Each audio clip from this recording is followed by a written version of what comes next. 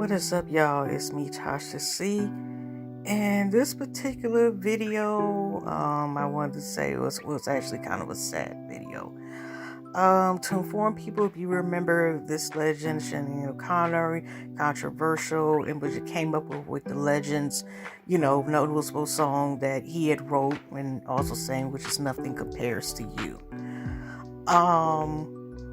Like I said, which I'm showing snippets now, where, just as like she had rose to fame, one of the most controversial things she was known for, which a lot of the stuff I remember, some of the stuff, it wasn't like brought up or I understood till, I got older and watched VH1 and stuff. For example, was her ripping a picture of the Pope at the time when she was, performing, doing a Bob Marley song on Saturday Night Live.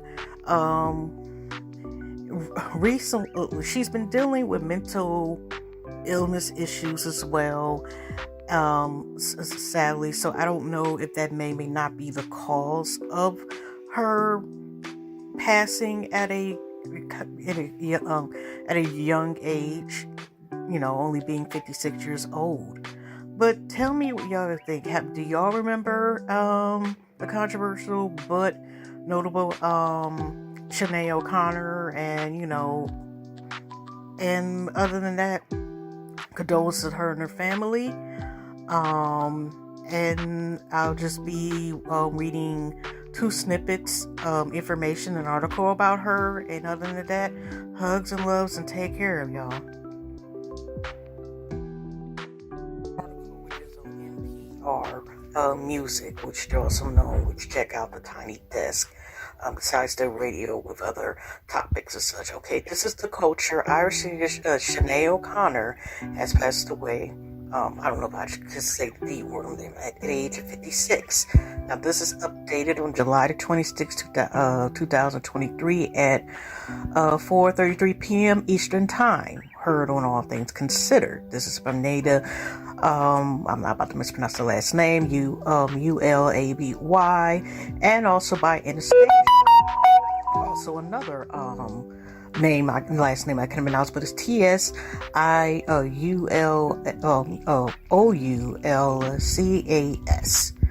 Okay. This is showing a picture when she was doing concert 2003 at the Point Theater, Dublin, Ireland. And she passed away. This is from Guinea Images. Sinead O'Connor, the Irish singer known for her intense and beautiful voice, her political visions, and the personal tumult overlooked in her later years, has died, according to a family statement released to the BBC. She was only 36 years old. O'Connor's recording of Nothing Compares to You was one of her was one of the biggest hits of the early 1990s, which was written and also performed by the girl. Also another legend that is no longer here with us, so it's just Prince. Her death was announced in a statement sent to the Irish media by her family. The cause and date of her that were not made public. According to the Irish public broadcaster RTE, the statement said, "It is with great sadness that we announce the passing of our beloved Sinead. Her family and friends are devastated and have requested privacy at this difficult time. Artillery radio in the late 1980s rang with voices of female singers who defined commercial expectations of what women should look like and how they should sound. But even the crowd that included Tracy Chapman, remember that Tracy Chapman is known for her song, especially, driving in the fast car and Give Me One Raise and Stay Here. Just them songs along. Laurie Anderson and the Indigo Girls. Now, honestly, I've heard of O'Connor stood out. So did Tracy Chapman. Okay, but the cover of her first album, released in 1987, was so striking. But not just because of her beautiful face. It was in her head as bald as an eaglet, and her wrist locked densely across the heart. The album's title, The Lion and the Cobra, refers to a verse from Psalm 91 about believers and the resistance of their faith. And throughout her early life, Sinead O'Connor was resistant. I grew up in a severely, we're going to ride with Rusev, I don't even know if that's a word, a bad situation. My mother being the perpetrator. Sinead O'Connor told NPR in 2014. So much of child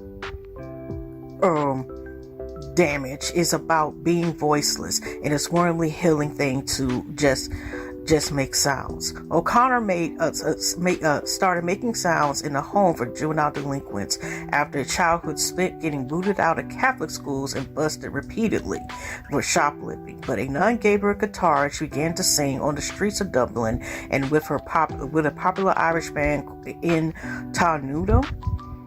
Sinead O'Connor came to the attention of U2's guitarist The Edge, and she got herself signed to Inside Chrysalis label.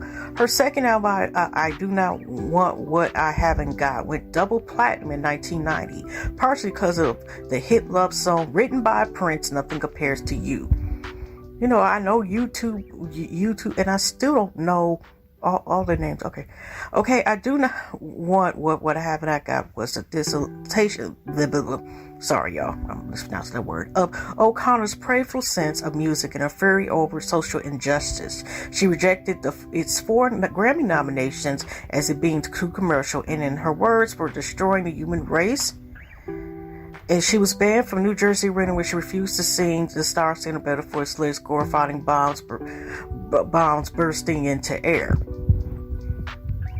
Oh, I didn't know this. Okay, rock critic Bill Wyman said O'Connor belonged to a proud Irish tradition of speaking up against the established order. You know, she's always on the side of the victims and the vulnerable and the weak, he observes. In 1992, in the height of her fame, Sinead O'Connor appeared on the Saturday Night Live, and this was the beginning of a career, even though it turned out this, when I'm saying my words, what she was talking about fighting against the Indian Catholic, a lot of them, they still trying to get people with lawsuits and stuff like that. But let's continue. In her performance, she raised her voice against racism and child aid. There was dead silence when she ended the song with a version of Bob Marley's War, ripping up the then picture of Pope John Paul II. And, you know, when they talk about that being controversial moment, I don't know if they do it anymore. They used to stop and edit her ripping the picture. What followed in the media was a collective howl outrage. It drowned out a persistent protest against youth in the Catholic Church, which still goes on today. Okay, let me. I know this is going off the little subject, but let me tell you quick. I used to go to Catholic school about 8 or 9 years. Okay. And one of the priests, I seen him because we had to go to church most majority of the time, usually Fridays and other special events during the school year, majority of it. And I even seen them when they started cracking down, maybe in 2003 or 4, even the former priest there, before they changed the school. It's no longer a Catholic school, it's a charter school. They were on there when they were, starting to crack down on priests for violating and hurting some people. Okay. I was like, oh gosh. Okay. Years later, 2010, O'Connor told NPR that she known exactly what to expect. It was grand, to be honest, she said. I mean, I knew people would react. I knew there would be trouble. I was quite prepared to accept that. To me, it was more important that I recognize what I will call the Holy Spirit. Rock's music, Joan of Arc, as she began to be called, became increasingly erratic in her conventions.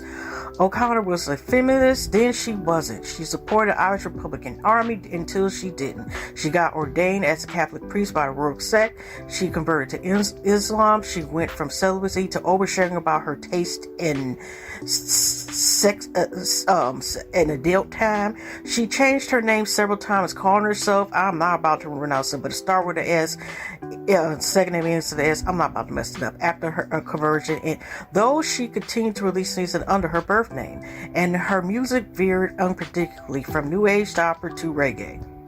Even though O'Connor never produced another notable hit, tabloids kept covering her. Her 4 marriages, her 4 divorces, her 4 children, her feuds with celebrities, ranging from years from Frank Sinatra to Miley Cyrus. Oh, okay. I think people lost respect for with her credibility, says Bill Wyman, and her later records aren't as much fun. They are poorly produced. They are odd. They are just not as enjoyable.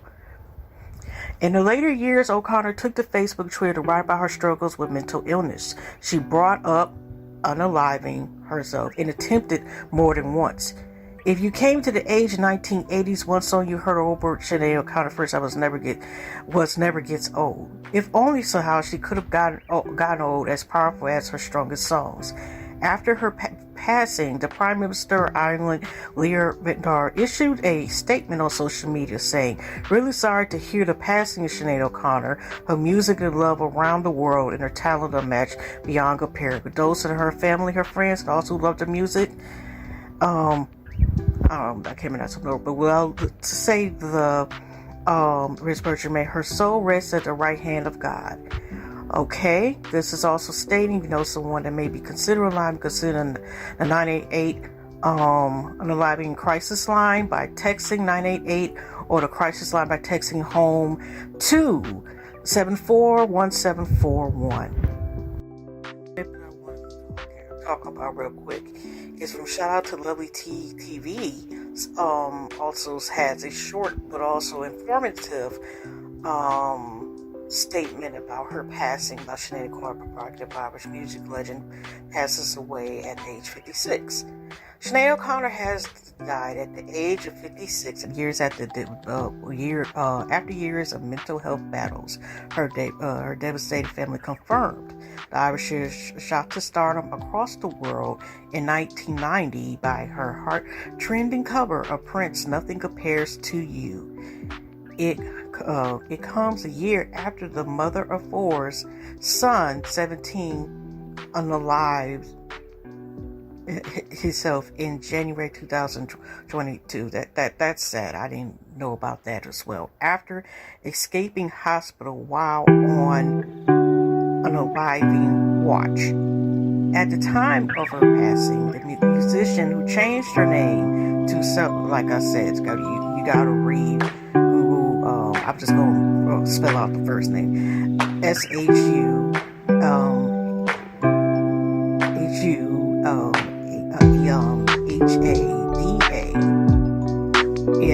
and last name starts with an S as well. In 2018, when she converted to Islam, was thought to be spending her time between Cold Roscommon Island and London. In her last tweet, O'Connor posted a photo of Shade and said, living as a damn night creature since he was the love of my life, the length of my soul. Condolences to her family, her main babies, but that's sad. I don't know if she died with them, say, parentheses, like if some people, if you heard like the term of a broken heart, or if it's due to her response of something she did, because 56 years old is still very young, and I didn't know when her, babies had passed away. But condolence to another legend that is no longer here with us.